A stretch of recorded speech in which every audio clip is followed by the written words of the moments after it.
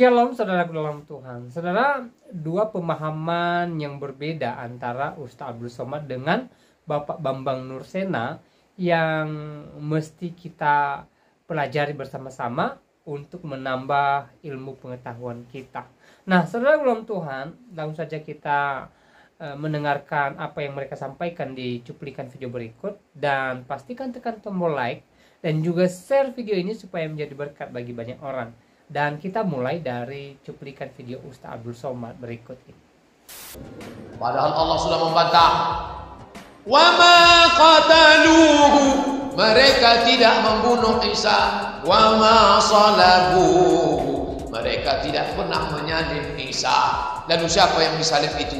Walakin syubbiha lahum, ada orang yang diserupakan namanya. Dia adalah Yudas Iskariot yang disogok pakai uang emas untuk menunjukkan tempat persembunyian Isa. Maka jangan mau disogok, karena nanti matinya di padang salib. Dan berikut adalah penjelasan dari Bapak Bambang Nursena mengenai Yesus tidak mengalami penyaliban. Berikut video. Ya, terima kasih. Yang pertama itu mengenai Yudas Iskariot yang diserupakan dengan Yesus. Itu kan bukan Al-Quran. Jadi itu adalah tafsir di antara banyak tafsir yang lain. Karena dalam Al-Quran sendiri nggak disebutkan nama, cuma disebutkan ma qataluhu wa ma salabuhu walakin syubbiha lahum. Mereka tidak menyalibkan dia dan tidak membunuh dia dan tidak menyalibkan dia, melainkan yang diserupakan bagi mereka. Dan itu secara gramatika juga menjadi perdebatan di kalangan banyak ahli tafsir.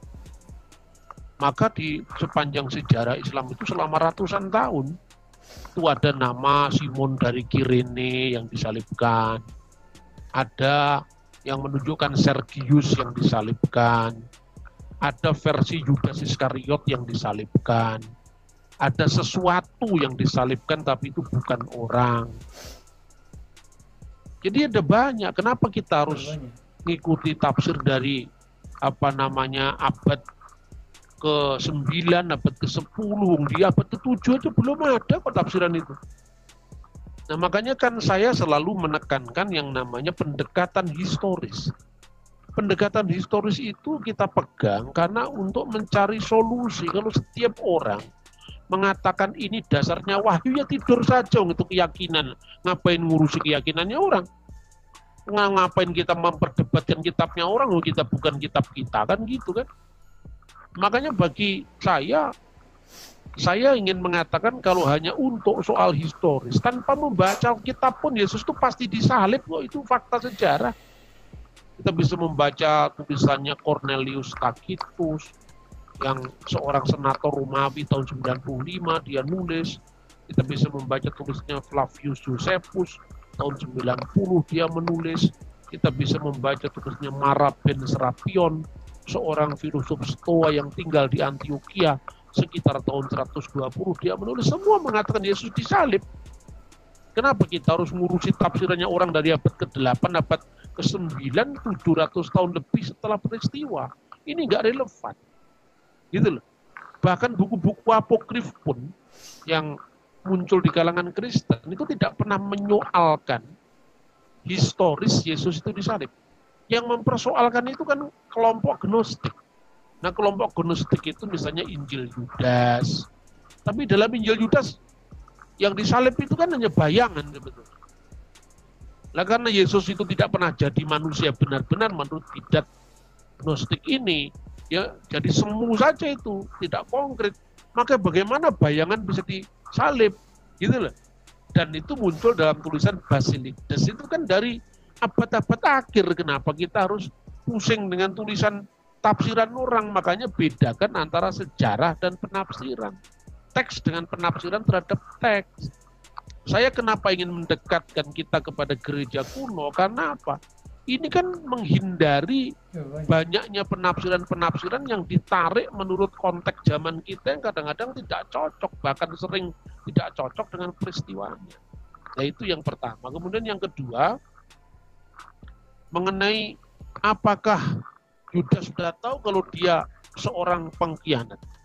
Ini pertanyaan seperti ini ketika ditanyakan itu gampang saja jawabannya. Ketika iblis sudah menguasai seseorang, dia sadar apa tidak? Bahkan kadang-kadang kalau kehendak kita pun ada di situ, tapi kemudian karena ambisi kita, keinginan kita itu di luar batas menakar diri kita, akhirnya apa? Kita welcome kepada setan. Kan? Itu yang terjadi pada Yudas. Bedakan dengan Petrus. Petrus ketika dia menyangkal Yesus, itu kan spontan karena dia melihat bahwa Yesus yang diharapkan ternyata dalam tanda kutip kalah waktu itu, karena ternyata dia bisa ditangkap.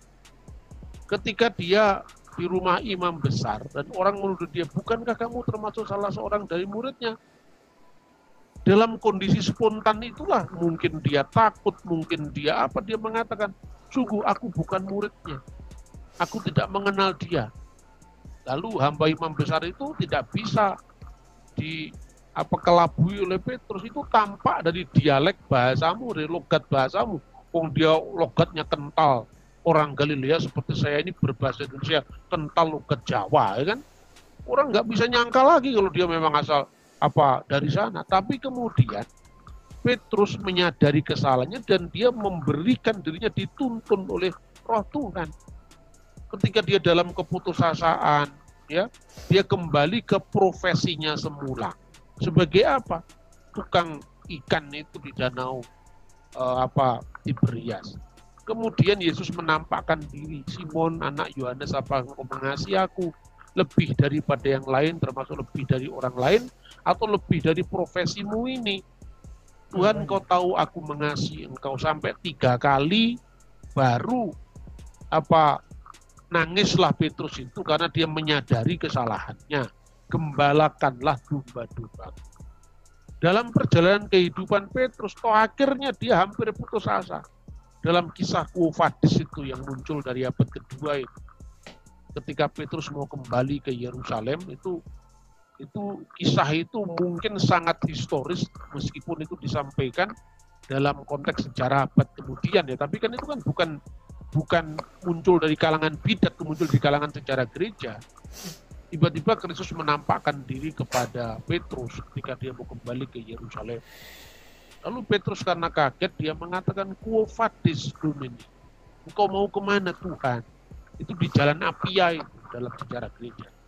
Lalu Yesus menjawab, Iterum Romano venio crucifixi. Saya mau ke Roma untuk disalibkan yang kedua kali. Petrus hancur hati, langsung balik lagi kepada panggilannya, sampai kemudian dia disalibkan. Nah, ini sejarah gereja yang saya kutip, bukan buku apokrif. Gitu. Nah, kemudian Petrus sampai akhirnya mati pun seperti gurunya, dan dia menunjukkan komitmennya dia, dan itu juga disampaikan oleh Yesus dalam Injil Yohanes. Dulu ketika engkau muda, engkau berjalan kemana saja, nanti ketika engkau tua, orang akan mengikatmu dan membawa engkau ke tempat yang tidak kamu kehendaki. Itu kan jelas juga. Yesus menentukan bagaimana Petrus nanti akan mengikuti dia. Dan disitulah maka jelas teks kitab suci firman Tuhan jelas mengatakan Petrus bertobat dan menghidupi pertobatannya itu dengan menjadi gembala bagi gereja atau kawanan domba Kristus sampai akhir hayatnya. Dia meninggal tahun 64 di kota Roma. Oke guys, sebelum lanjut mendengarkan penjelasan dari Bapak Bambang Nursena, pastikan sudah tekan tombol like, ya, subscribe, dan juga share video ini sebanyak-banyaknya supaya video ini menjadi berkat bagi banyak orang, dan melalui video ini banyak yang memuji memuliakan nama Tuhan. Makanya kuburannya sampai sekarang ada di Roma. Nah, lain dengan yang namanya Yudas. Yudas nyesel, nggak tahu nyeselnya itu nyesel beneran atau nggak cocok dengan harapannya. Dari situ manusia itu kan bergumul dalam hidup, tidak seperti cetakan hitam, putih, kuning, kan nggak seperti itu. Di situ ada pergulatan dalam hidup itu. Mungkin harapannya nggak cocok, ternyata kok Yesus bisa ditangkap. Dia berharap Yesus itu akan mengeluarkan mujizat seperti teori-teori tentang Iskariot dari pemuda atau orang dari Keriot tadi, atau Sikari tadi, apapun apa spekulasinya. Tapi kekecewaan itu membuat dia kehilangan orientasi masa depan. Makanya kemudian dia bunuh diri. Bunuh diri kan menunjukkan kepanikan, menunjukkan bahwa dia harapan yang terlalu kuat, yang tidak terpenuhi, dan dia tidak lagi berjalan sama Tuhan. Itu yang dikatakan di dalam ungkap kitab suci dan yang kita pelajari dari sejarah gereja. Lah kemudian apakah Yudas sadar? Ya, sebetulnya manusia itu kan dalam pergumulan hidup itu kan tidak hitam putih. Ini sadar, ini nggak sadar, kan bukan itu. Seperti Petrus sendiri kan imannya itu jatuh bangun. Tapi karena itulah Paulus mengatakan tetap kerjakanlah keselamatanmu dalam takut dan gentar. Dan Petrus selalu beriringan sama Tuhan untuk mengerjakan keselamatannya itu. Yudas tidak, dia sesuatu yang instan, sesuatu yang diperoleh dengan mudah sesuai dengan ambisi-ambisinya. Ketika ambisinya itu tidak mampu dia tanggung dengan kekuatannya dan harapannya melebihi daripada fakta yang mau dia ungkapkan, ya meledos semua, seperti perutnya meledos juga harapannya meledos semua atau meletus semua gitu loh. Seperti balon kuada 5 meletus balon hijau itu. Kan itu kan persoalannya. Nah sekarang kalau gitu apakah Yesus gagal? Nah kita ini jangan memahami sejarah itu dari aspek yang sekilas kita lihat.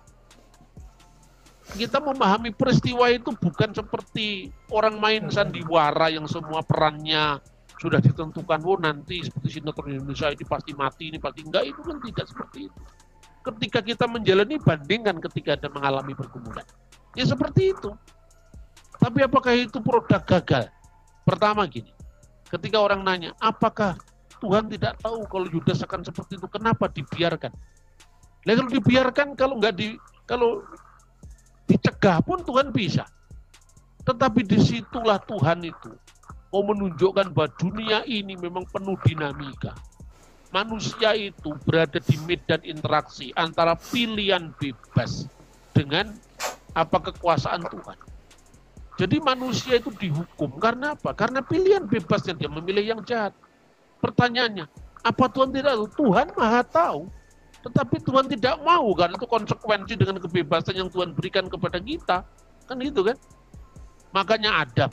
Apakah Tuhan tidak tahu kalau Adam itu lemah dan akhirnya berbuat dosa? Pertanyaan kan mirip seperti itu. Apakah Yudas menyadari? Apakah Yesus gagal? Itu kan sama dengan ketika kita tanya, kenapa kalau Adam, Hawa itu makhluk lemah yang bisa melanggar perintah Tuhan, kenapa Tuhan menciptakan Adam? Kan sama pertanyaan seperti itu kan? Nah maka pertanyaan itu tidak sederhana menjawab hitam dan putih, tidak. Tetapi ini sesuatu yang ya bergumul antara kedaulatan Tuhan dan pilihan bebas manusia. Tetapi bukankah itu Yudas sudah dinubuatkan? Kan namanya Yudas nggak ada di situ. Yang ada kan hanya perannya. Kan gitu kan? Dikhianati dengan 30 keping perak. Lah orang yang mengkhianati dengan duit itu kan otaknya kan memang materialistik. Ya kan? Tapi siapa namanya nggak ditentukan, belum ditentukan di situ. Nggak ada namanya di situ. Nah di dalam medan interaksi pilihan manusia yang pusparagam itu muncul orang namanya Yudas. Nah, Yudas itu otaknya mata duitan, maunya sendiri, seperti dia pikirkan bahwa tokoh-tokoh Israel yang dahulu kan memberontak dan menang. Kenapa dia dinamakan Yudas? Karena setiap orang Israel itu sangat memuja nama Yehuda. Peristiwa yang sangat heroik itu direbutnya kembali bait Allah dari pencemaran Antiochus Epiphanes oleh tokoh yang namanya Yudas Makabe. Dan itu tercatat dalam Talmud, dalam kitab Deuterokanonika, dalam banyak sumber sejarah Yahudi. Kan begitu kan, makanya orang dinamakan Yudas itu ya mungkin bapaknya mikir, wah ini akan menjadi. Baik, saudara orang tua, untuk videonya kita sudah simak penjelasan daripada Bapak Bambang Nursena di video tadi, yang intinya kalau boleh saya tarik kesimpulan bahwa Yesus memang mengalami penyaliban ya, mati di kayu salib, ya, dikubur, dan pada hari yang ketiga bangkit dari antara orang mati dan naik ke surga, ya. Jadi apa yang disampaikan oleh Bapak Bambang Nursena tadi saya rasa sudah jelas, dan semoga menjadi berkat dalam kehidupan kita. Dan selebihnya silahkan muat tanggapan atau komentar saudara di kolom komentar, ya, muat komentar tanggapan yang baik, yang positif, terutama tanggapan atau komentar yang memuliakan Tuhan dan juga yang memberkati banyak orang. Dan kiranya Tuhan Yesus memberkati kita semua. Shalom.